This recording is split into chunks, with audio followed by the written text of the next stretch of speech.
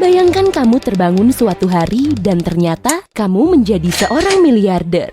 Apa hal pertama yang kamu lakukan? Membeli rumah impianmu atau mobil super cepat? Oh, saya tahu. Mungkin kapal pesiar, namun tidak semua orang punya keinginan yang sama. Seorang petugas kebersihan berhasil membuktikan semua orang salah dengan kecerdasan dan investasinya. Saat usianya 92 tahun, kekayaannya mencapai 108 miliar rupiah. Dan itu semua karena usahanya sendiri. Namun, ceritanya bisa dibilang tidak biasa. Kita sering mengira orang-orang yang kurang berkecukupan mengidamkan gaya hidup mewah seperti yang kita lihat di media sosial. Rumah besar, kolam luas, garasi dipenuhi mobil balap, dan liburan tanpa akhir. Tapi rupanya beberapa orang pun puas dengan apa yang mereka punya dan berhasil menjalani hidup dengan senang hati. Sebelum kisah ini saya lanjutkan, saya punya pertanyaan untukmu. Kalau kamu seorang miliarder, apa yang akan kamu lakukan dengan uang yang kamu punya? Apa kamu rela menyumbangkannya? Beritahu saya di kolom komentar ya. Sekarang, mari kembali ke kisah kita. Ronald Read lahir pada tanggal 23 Oktober 1921. Dia tumbuh bersama keluarganya di sebuah rumah kecil di Vermont. Di sana, mereka punya peternakan. Saat masih kanak-kanak, Ronald suka sekali sekolah. Dia sering berjalan kira-kira 6 km setiap hari ke SMA-nya di Brattleboro. Dia menempuh perjalanan yang sama setiap hari dalam seminggu sampai lulus. Bahkan pada tahun 1940, dia menjadi orang pertama di keluarganya yang mendapatkan ijazah SMA, yang merupakan pencapaian yang besar saat itu. Setelah lulus SMA, dia bergabung dengan tentara selama 5 tahun. Tapi pada 1945, dia kembali ke Brattleboro dan siap melanjutkan hidupnya. Sekembalinya ke kota asalnya, dia langsung bekerja sebagai petugas pompa bensin di SPBU Haviland. Dia bekerja di SPBU yang sama selama 34 tahun.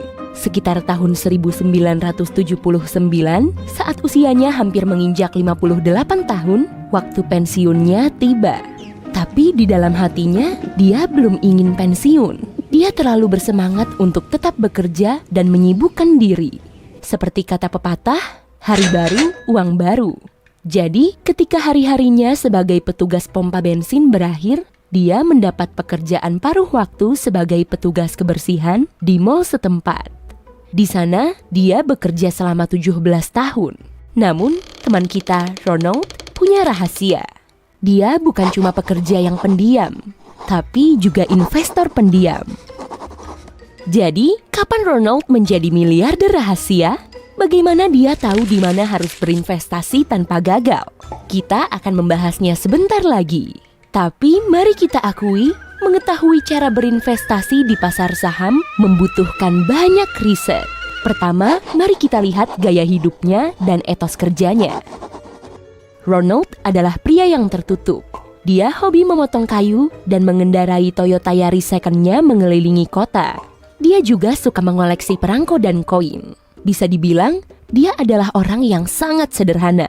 Bahkan banyak orang dari kota asalnya mengatakan bahwa Pak Read sama sekali tidak terlihat sebagai orang kaya raya. Semua warga setempat terkejut saat mereka mengetahui kekayaannya. Namun, pengacaranya punya kisah sendiri mengenai kehidupan Ronald. Orang-orang tidak percaya bahwa Ronald kaya disebabkan oleh caranya berpakaian dan mengelola uang. Saat Ronald menghampiri pengacaranya di usia senja, pengacaranya mengira Ronald tidak punya banyak uang. Dia mengenakan mantel yang agak usang, kemeja flanel biasa, dan topi bisbol tua. Dia menikah dengan kekasih sejatinya yang dia temui saat bekerja di SPBU. Istri dan kedua anak istrinya pindah ke rumah yang dibeli Ronald seharga 162 juta rupiah. Mereka tidak sempat memiliki anak sendiri, tapi Ronald mencintai anak-anak tirinya seperti buah hatinya sendiri. Ronald membantu mereka lulus kuliah dan membiayai pendidikan mereka karena Ronald percaya bahwa sekolah sangatlah penting. Ronald juga memiliki hubungan yang sangat baik dengan orang-orang yang bekerja dengannya. Karena penampilannya, beberapa rekannya mengira Ronald membutuhkan bantuan finansial. Namun, saat mereka mencoba menawarinya, Ronald menolak dengan sopan. Dia orang yang simpel. Bahkan pada usia senjanya, sekitar 90 tahun, daripada membayar parkir, dia lebih suka memarkir mobilnya jauh dari tempat tujuan dan berjalan ke sana. Salah satu kegiatan yang suka dia jalani setiap hari adalah mengunjungi kantin di rumah sakit memorial setempat. Dia ke sana setiap pagi dan memesan secangkir kopi serta kue muffin dengan selai kacang. Dia selalu duduk di tempat yang sama, meminum kopinya, membayar makanannya, lalu kembali ke jalan. Dia mengenakan mantel musim dingin yang lusuh yang dikancingkan pakai peniti agar bisa tetap tertutup. Sayangnya, kantin rumah sakit itu ditutup beberapa tahun kemudian, dan Ronald pun mencari kedai kopi baru. Saat itulah dia menemukan Friendly's dan mulai sarapan di sana. Tak disangka, direktur pengembangan rumah sakit tersebut adalah pelanggan tetap di kedai itu, dan dia menyarankan Ronald untuk berkunjung ke perpustakaan di sana. Saat Ronald mendengarnya, matanya berbinar. Dia langsung membuat kartu perpustakaan dan mulai meminjam bertumpuk-tumpuk buku setiap minggu serta mempelajarinya dengan antusias. Bahkan, dia jatuh hati pada sebuah surat kabar The Wall Street Journal. Ronald senang mengunjungi perpustakaan, jadi dia selalu berkendara ke sana atau meminta seorang anak tirinya mengantar. Dia menghabiskan waktu berjam-jam untuk belajar tentang pasar saham dan investasi. Sampai akhirnya dia bisa tahu perusahaan mana yang layak disuntikan uangnya. Namun beginilah cara dia secara diam-diam meraih kekayaan. Dia sangat ahli dalam memilih saham dan mempelajari pasar saham. Dia mulai dari modal kecil sampai isi berangkasnya makin dipenuhi sertifikat saham. Dia membagi uangnya ke beberapa kategori, lalu dia berinvestasi lebih sedikit uang di banyak perusahaan, alih-alih lebih banyak uang di sedikit perusahaan.